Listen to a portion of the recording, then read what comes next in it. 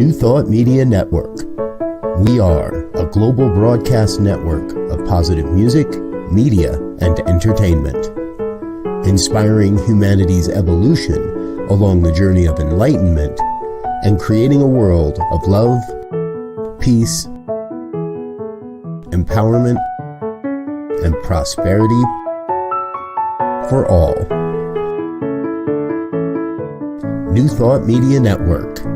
Positively inspiring.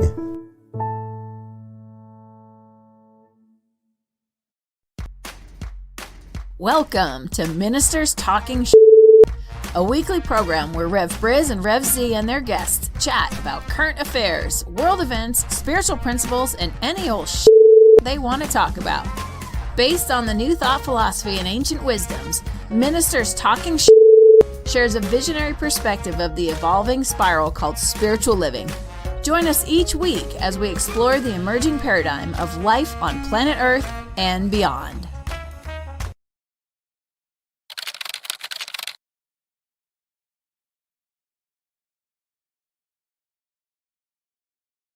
And good morning, dear one. Rev BRZ with you over here. Rev Z right here. And we're a couple of ministers talking shit. Thanks for joining us. This happens every Friday morning here on the New Thought Media Network. And today is a very special day. It is our 100th episode. Yay! Yay! Make sure we wake ourselves up there for 100th episode. So, yes. Thank you for being with us, folks. We want you to know, number one, we're not ending this show by any means. We're going for 5,000, 6,000 episodes, but you're here with us in the first 100, and we've got what we believe is a pretty good show for you here today because there's a lot going on in the world. And as you know, what we like to do is take a look at some of the stories. Some may be good, some may be we don't think so good, but to take a look at some of the stories that have happened this week and take a spiritual perspective on them. And first up this morning, Tiger Woods. Tiger Woods made his return to the Masters. You know a little bit more of the details here, Z, so I'm going to kick it over to you and let you share a little bit with folks. What's up with the Tiger? Yeah, well, you know, it's kind of a miracle in some ways that, 14 months ago, he was in jeopardy of losing his leg after that car accident. But in 14 months, he's been able to rehab and get back on the tour. And he finished yesterday in the top 16 who were under par.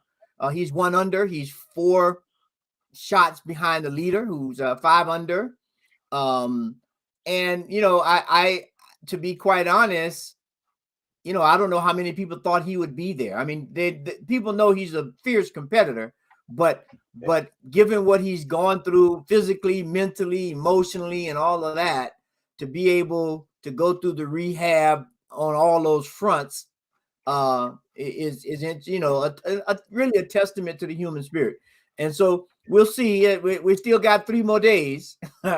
Yes. Let's see if he makes the cut. That was my yeah. It's like, all right, cool. Tiger's back. He's going to play at a Masters. I mean, when was the last time we didn't see him play in a Masters? And can he make the cut? Yeah. So I'm going to give him a good shout out and positive vibes and good juju to go out there today and have another good round. One under on the first round. That's good. That's right good. There. I mean, there's 16 guys that's under, and there's about, I don't know, of that 16, at least 8 or 9 are 1 under. So I mean, he's right in the hunt. Right in the back. So the question will be, will that leg hold up for that 4 or 5 mile walk for 4 days in a row? Right. Yeah, because I don't think no, you still can't use a cart at a Masters, can you? I know there was a Supreme Court ruling at one point that you can use a cart in other tournaments, but not at the Masters. So yeah, kudos to our good friend. Kudos to Tiger Woods on his return. Now, we do have another weird, interesting story. We don't want to spend a lot of time here, folks, but we do want to talk about it. You hear us on this show over the past 100 episodes. We have spoken many times about responsible gun ownership.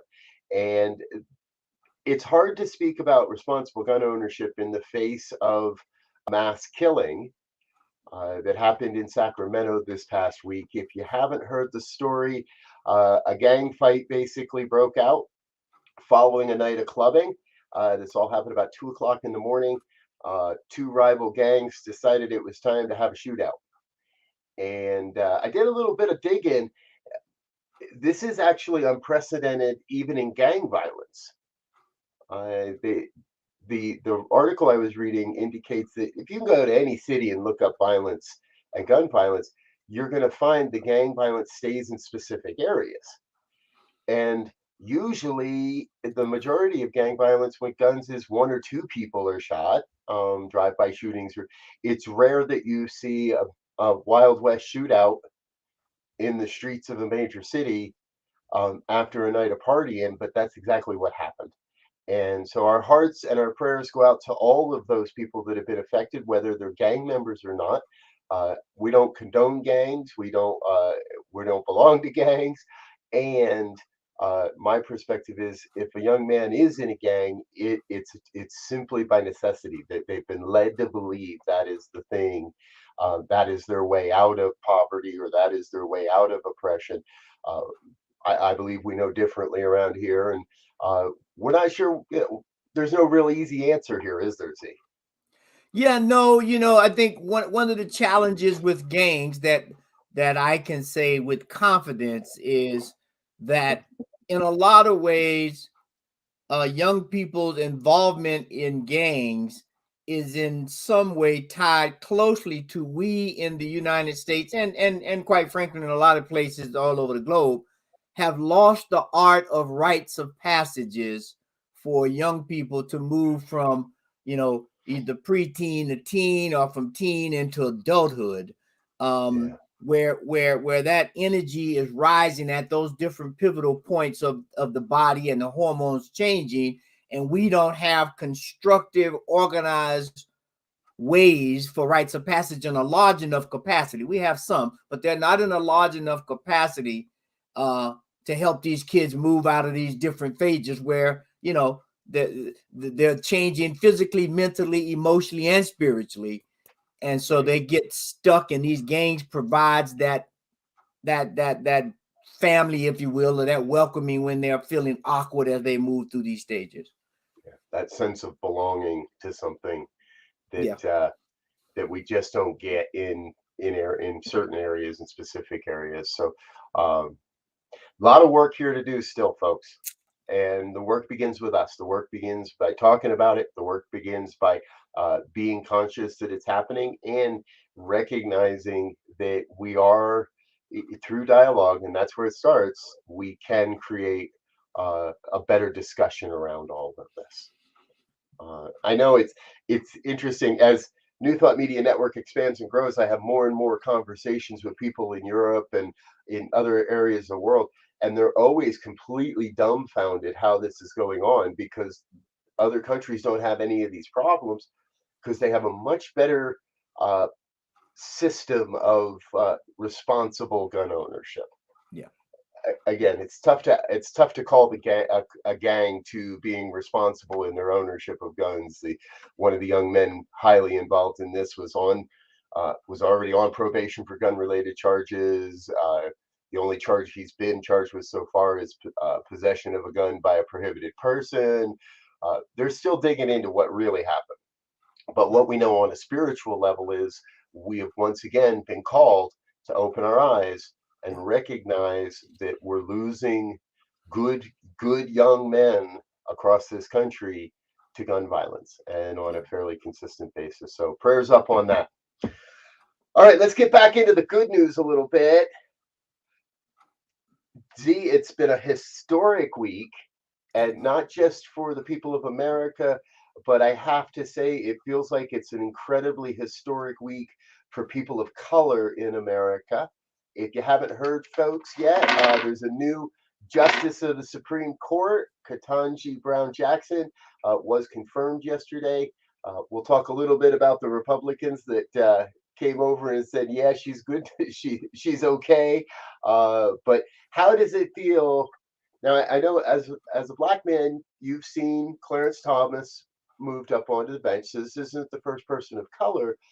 But how does it feel to know that now there's a woman of color on the bench as well, on the highest court of the land? Yeah, well, I think it's a great thing to bring balance, right? Because I mean, we know first and foremost that as a woman, they bring a different perspective than the men. And because for a variety of reasons, which should be pretty obvious. And so by having a black woman on top of that brings a whole nother perspective of insight, of awareness, of a sense of justice given their story in the history of this country. So I think it's going to be a great ad, especially when the only other person of the only other black person, she's not there because Sotomayor is also a person of color, but Yes. I'm sorry. but given all of the recent wranglings of Justice Thomas and his wife and that whole thing, and now there are questions about his ability to be unbiased in some of these cases. Mhm. I think to have someone else to counterbalance that from a black perspective will be greatly valued. Let me put it that way. Exactly. Yes, greatly valued. I think brings a little more balance back to the court as well.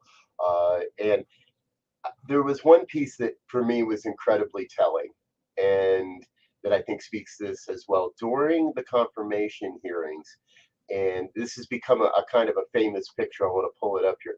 During the confirmation hearings, there's a picture of her daughter sitting in the gallery watching. Now, look at that smile. Look at how proud that young woman is of her mama. And to me, that's a Yeah, big that part picture of it. didn't come up, Robert. Oh, Yeah, you because didn't. I don't think. Oh yeah, there we go. There we There. go. And if you look at the smile on her face, how proud that young woman is of her mother, and that is the picture that it will inspire generations of women and women of color Yeah. to to excel to the excellence within them. And I think that's a big part of this for so many people. Please Yeah. jump on it. Yeah. No, that's exactly right, I think, because when historically, um, when you look at um how blacks are portrayed in the media, whether it's news or whether in film, it's only until very recently that blacks are playing more powerful cinematic drama leading characters other than being a sidekick or some comedic relief. And so as we see you know Justice Jackson step in and Vice President Harris jumps in, especially for black women, this begins to create an image or a model that they can adhere to or strive for. At least they know it's possible, right? And so for her daughter to do it, to see that and witness that, especially after the wrangling that they put her through, um, that's a big thing. And speaking of the wrangling, right? The vote was 53-47 to put her in place, with 3 Republicans voting for her: Susan Collins of Maine, Mitt Romney of Utah, and Lisa Murkowski of Alaska were the 3 Republicans who jumped in and say, yeah, let's not fool around with this thing. Let's go ahead and get it over with. Yeah. I was living in Utah during the Olympics, and Mitt Romney. Many may not know this. He was the savior of those Olympics. Mitt's a good old Mormon boy, and he came into the Olympics were in trouble, and he came in, stepped in as the executive director, and many would say literally saved that Olympics from being a complete failure. And but I've never really been a big fan of his politics. However, more and more, these three, Murkowski, Collins, and Mitt Romney, are, in my opinion, showing up as real conservatives. Right. The Republican Party seems to have a few different wings going on, and one of them is this very small wing of true conservatives who are voting on conservative values, but also willing to work with the rest of the system to create something for all of us. Yeah. The majority of the Republican Party seems to just be a bunch of lackeys going whichever the way the wind blows, and then we've got the conspiracy wing of that just wants to make crap out of everything. Yeah. And that happened this week too. Just as these three Republicans were vilified by members of their own party for protecting a pedophile or protecting Justice Jackson, who they claim protects pedophiles. Mm-hmm. You've done a little digging into that part of the story as well. Share that with our viewers. What's the real scoop on that part? I forget how many cases there were. A couple of cases, I think, but the one that they hammered her on was one where there was a young man. I think at the time of the sentencing, he was like 18, but the time of the incident, he was like 17 or 16 going on 17, somewhere in that range. And her approach or her decision, looking at all the information, was, yeah, there should be some punishment, but this person was young enough that there is some chance of rehabilitation. They should be reprimanded, for lack of a better word, and get some counseling and everything. But the overwhelming majority of the Republican Party, at least those who tried to grill her over a whole day plus, was, it seemed to be overkill. Okay, and even if the sentence or the situation or crime, if you will, needed a more stringent results, that's just one thing out of all the things she's done. I'm sure if we were honest with ourselves, every one of us has a case where we made a decision and we like, ooh, I should have did A as opposed to B, or B as opposed to A. So, I mean, you judge a person on the body of their work, not on their one or two mistakes, if you will, or Monday morning quarterback decisions that wasn't popular in a popular culture. Yeah, exactly. Dear Linda is chiming in and joining us, and feel free to comment along, folks. Justice Jackson is stunningly qualified in her credentials, experience, moral values, and quality of decisions. Yes, amen, absolutely, and we agree. And I agree with you, Z. It feels like we're no longer willing to, now I'm going to borrow a phrase here, folks, judge someone on the quality of their character, yeah, rather than the color of their skin. Yeah. And she has a very strong career in the legal system, and just far too many people like to cherry pick, because we didn't hear anything about the stories where maybe she went a little easy on somebody or felt, hey, this guy's, and it did work out and the kid did rehabilitate. We don't hear the good side of the story. We just hear the, what did you do? Why did you do that? The excessive pounding of 1 or 2 points versus looking at her whole career. And if we look back at some of the previous justices who got appointed, I'm not going to call their name, but there was one where there was some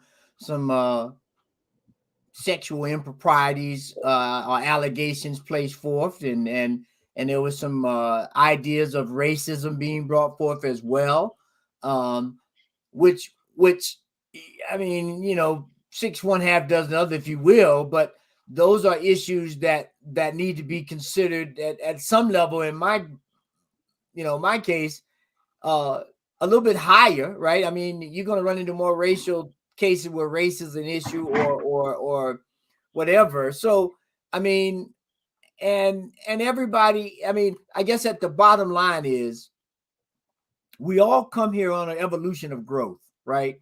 And we know that the thoughts that we had at 15, 20, 25, if you're 40 now, some of those have not changed, but a lot of them have changed and been abandoned.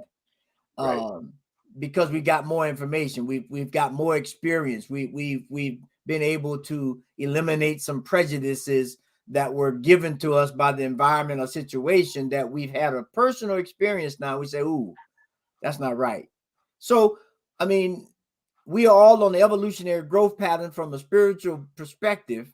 And so as we get more information, we change, our decisions change, our opinions change. And so we'll see what they have to say after she starts handling cases. Right. Exactly. I'm sure people have all kinds of things to say. And our other Supreme Court topic has not reached a resolution as of yet, folks. If you're not aware, now just as there are those in the Republican Party that I think are a little too far to one side, we could say the same about the Democratic Party. And the far left is now calling for an impeachment of Justice Clarence Thomas, based on revelations of his wife. I've got a tough time with this. I don't agree with what his wife did. I don't believe that any married man can completely ignore his wife's opinion or perspectives, and to pretend you can just compartmentalize that, I don't. But is impeachment the road here? This sounds like we're fishing. This sounds like we're going out on a fishing expedition, because to the best of my knowledge, I don't see anywhere that he committed any crimes. Even if he did let her influence push him towards one decision or another, there's no ethics in the Supreme Court. There's nothing.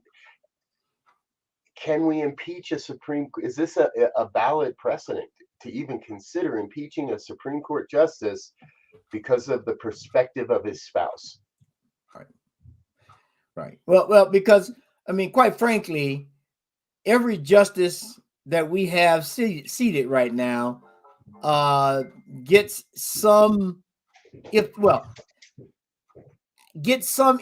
from their partner if they're talking about the cases, or the case is public, because they're going to talk about it. I mean, you know, they have to have a life. They do converse and they talk about issues that affect them and their family and society. I mean, that's what relationships are about. I mean, and to say that a person's partner does not influence them, I think is ludicrous, because they may have a perspective, or they may look at things from a different perspective that could shed some light that you may not see with your blinders on. Now, unless that person is a legal person themselves, there's still legal proceedings and previous cases that should direct a judge's ruling on a case. So, I mean, and given and go ahead. Well, and to my understanding, spousal communication is still privileged in this country. Mm-hmm. Pillow talk is not admissible in evidence in any court that I'm aware of, and that's what we're talking. We're talking about privileged spousal communications. Now, would I like to see Justice Thomas recuse himself because of this? Absolutely. Yeah. But I don't think we've crossed that threshold of a crime or enough to go after him and take his job away and strip him of his job. Yeah. It's I mean, now, you know, given her, I mean, you know, I think we said something about this time before. She was involved in some organization that supposedly is considered as a cult, and she had to go through some kind of counseling to get out of it. So you know, that is what it is, but we know it creates a certain mindset. Right. I got no problem stripping her of her job. But yeah, I know, folks. I go there sometimes. But again, it feels like we're on a witch hunt. Yeah. All of a sudden, I don't want to say but there's a witch hunt on for this man simply because of the activities of his wife. Yeah. And that's not right.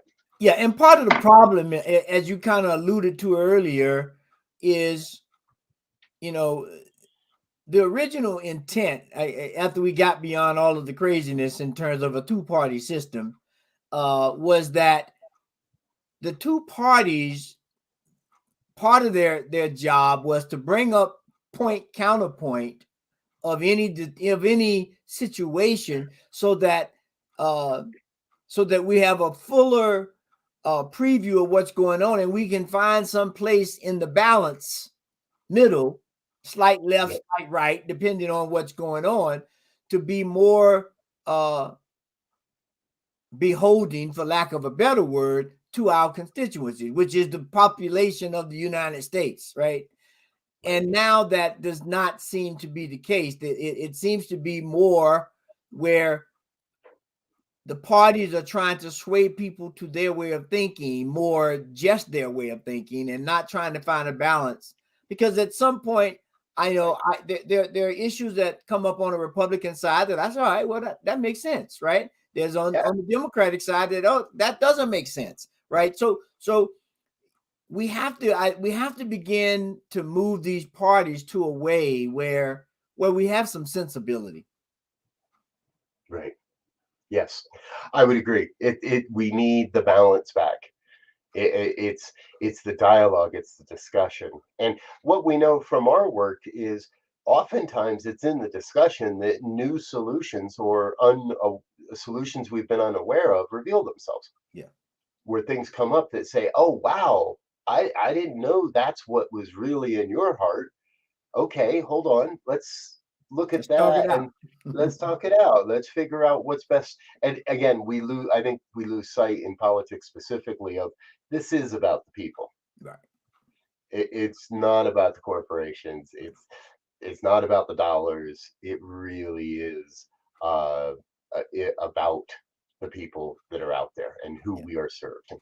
So and more, you know, these individuals who are supposed to be leaders of the country are becoming more social media stars or television stars, it appears, as opposed to doing the business of the people of the country. Yes. Which just brought up Representative Cawthorn's ideas of cocaine-fueled orgies by the Republican Party. But we're not going to go there today, folks. We're running out of time. We'll save that story and see if it develops. See, that's the thing. Some of these stories never develop into truth. Right. And that's, I believe, our call for today. That's what I'm feeling is our call for today, is to remember that even though we get hit and inundated with these stories, there is a spiritual solution to every human problem. There is something grander and greater happening than we may realize. And it is through some time that we often can find the good. Yeah. When I first walked into this philosophy, it was just after 9/11, 2001. And very early on, it was shared, we've got to wait. We've got to give it time to find the collateral good that happens from these horrendous experiences. There is collateral good that will come from the January 6th insurrection. This conversation is most likely part of that. And how do we hold justices responsible for how they respond to these cases that come in front of them? Again, our friend Linda is chiming in the chat box that there is a federal law that indicates judges that are recused themselves if their spouses are involved or associated with a specific case.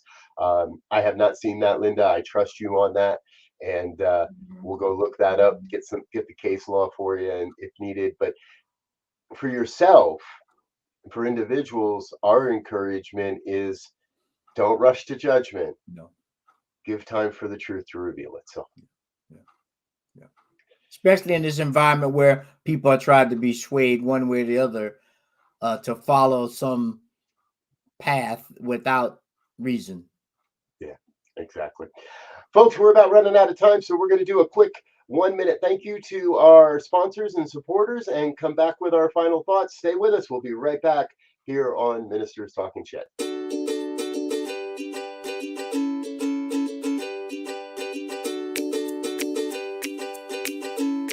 Thank you, Center for Spiritual Living Denver, for your continued support.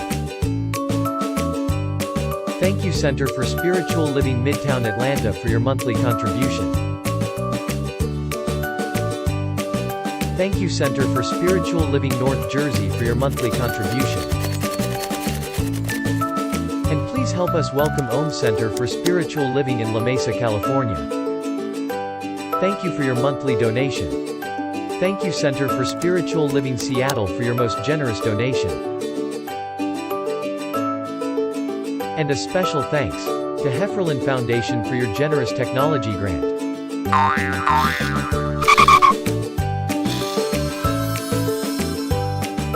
And Suze Ajit, thank you for your very generous donation. And a super special thank you to Dr. Tracy Brown, RSCP. Thanks for being a super donor. And a big shout out to all our committed donors.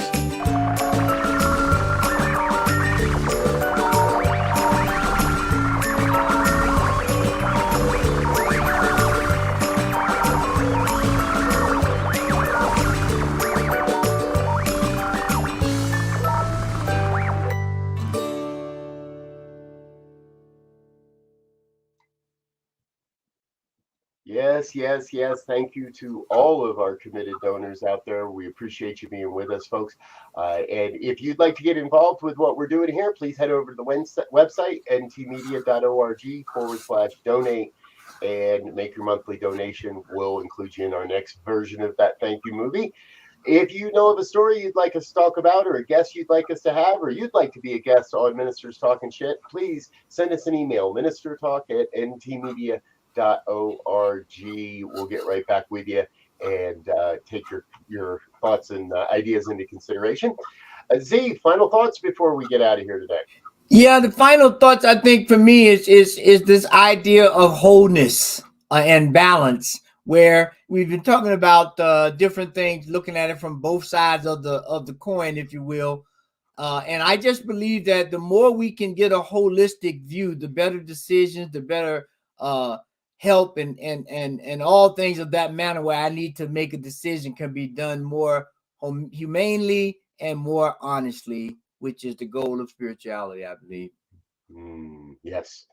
Wholeness, oneness, it's all available to us, folks. Let's go out and be it and live it. All right, we're going to get out of here for now. We got a great day of programming ahead. Please keep tuning in to the New Thought Media Network. Share with your friends what's going on. Be Your Own Hero with Sekou Wrights comes up in just about 15 minutes.